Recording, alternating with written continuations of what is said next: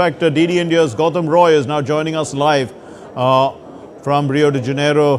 Gautam, we're looking at the larger picture with you. The US President Biden's permission for Ukraine to use its long-range missiles against Russia, that's probably taken the G20 agenda off track a bit. How is this being handled?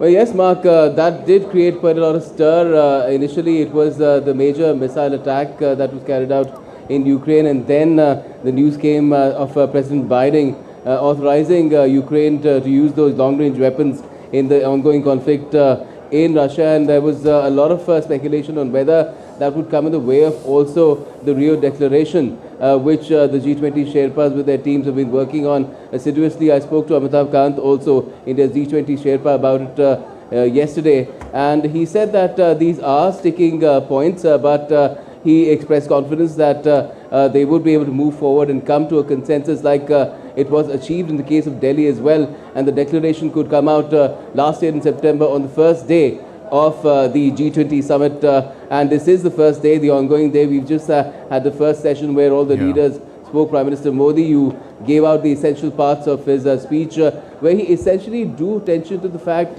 how India has successfully countered hunger and poverty over the course of last 10 years. You mentioned that figure of 250 million, and that has happened through a number of efforts, a range of efforts that cut across different segments of India's society. It's not just focusing on hunger and poverty alone, but addressing the needs of women, addressing the needs of farmers, addressing the needs of children in schools, and also the need for credit for people to become entrepreneurial, to innovate even. And all that has come together in this effort, and at the same time providing these social guarantees, inclusiveness. He mentioned how India has the world's largest health insurance scheme as well. So he said we're doing all this, but what would really help even further this endeavor of eliminating hunger and poverty is what needs to be done at the global stage, which is addressing global conflicts. President Lula, when he was speaking about the Global Alliance Against Hunger and Poverty, mentioned how this is a period where the number of conflicts around the world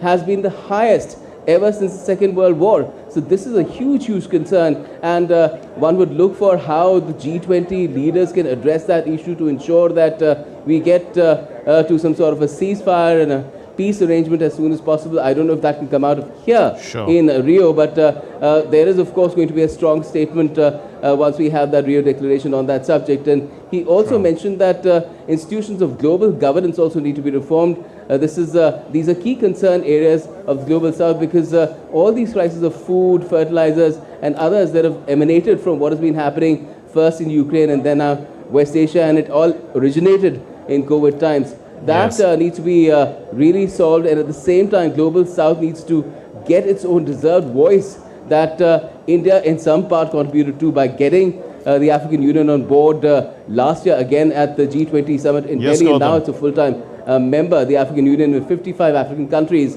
and that is something that India has worked to amplify and needs to be done further. And all these efforts, if we reform global institutions of governance, then that would really take matters forward, and that's what the Prime Minister said that we will focus on in the next session as well, which is all about reforming these global institutions of governance. Right. Gautam, Prime Minister Modi has a lot invested in the G20 since, the Delhi Declaration was so well remembered for its consensus.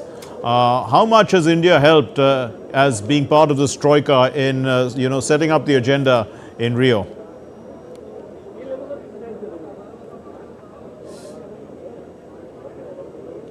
Well, again, India is part of the Troika, and that makes it incumbent upon India to help in that process, help Brazil.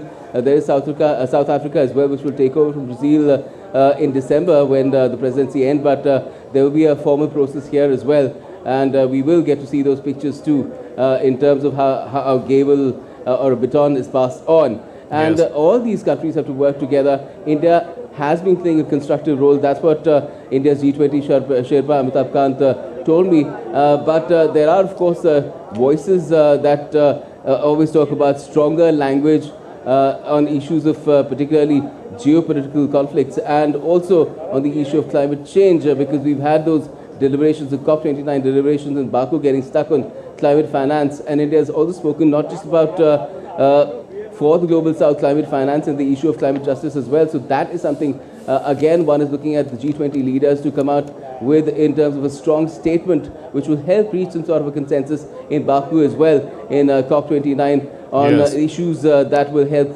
tackle climate change. So that is another issue that one is looking at very closely. What will the Rio Declaration say on that subject is something that everyone has been watching. Indeed, Gautam, and you did mention Baku, but many leaders have also have come into the G20 after attending the APEC summit, which was in Peru, and there were issues between the US and China there, and of course you did mention about the G20 and COP overlapping, and Guterres talking about climate finance. So to what extent are the leaders basically discussing the same topics in different places?